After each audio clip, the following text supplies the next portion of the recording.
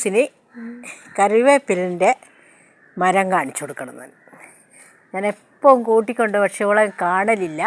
ഇപ്പോൾ കണ്ണട വെച്ചുകൊണ്ട് കാണുമെന്ന് നോക്കും. നമുക്ക് മണപ്പിച്ചു കൊടുക്കാം ആദ്യം. എന്നിട്ട് അവൾ കണ്ടുപിടിക്കട്ടെ.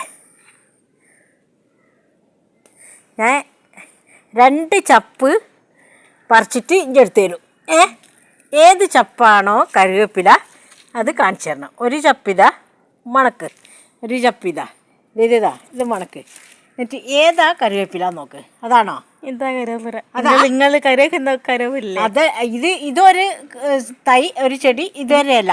ഏതല്ലയാണ് കറിവേപ്പില നോക്ക്. ഇത് ഏത്? ഇത്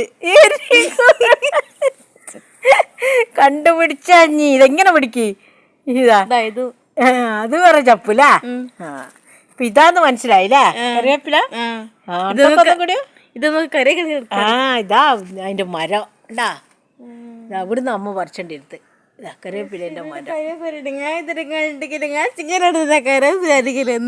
കറിവേപ്പില പറിക്കലെടുത്താന്നാ?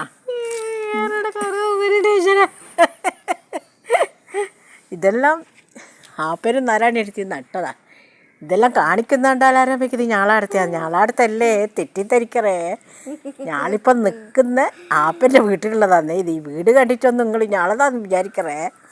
ഞാളെ വീടല്ല, ഞാക്കൊട്ട് വീടുമില്ല. ആപ്പൻ്റെ വീട്ടിലാണ് താമസിക്കുന്നത്. ചന്ദ്രേട്ടൻ്റെ ആപ്പൻ്റെ വീട്ടിൽ. ഇവിടെ ആരും ഇല്ലാത്തതുകൊണ്ട് ഞാളെവിടെ നിൽപ്പിച്ച 1 വർഷവും 1 മാസമായി അല്ലേ? അതെ, നമ്മളെ വീടാന്ന് വിചാരിച്ചിട്ട് പിന്നല്ലേ നമ്മൾ വലിയ പൈസക്കാരാന്നല്ലോ വിചാരിക്കല്ലോ. അയ്യോ അപ്പം അമ്മൂന് ഞാനങ്ങനെ കറിവേപ്പിലേൻ്റെ ഒന്നോരോന്നോള് കണ്ണട വെച്ച് കാണും. പിന്നെ മണത്തിട്ടോള് മനസ്സിലാക്കിയില്ല അല്ലേ? എനക്കെല്ലാം ഇഷ്ടപ്പെട്ടിക്ക മണത്ത് മനസ്സിലാക്കിയ.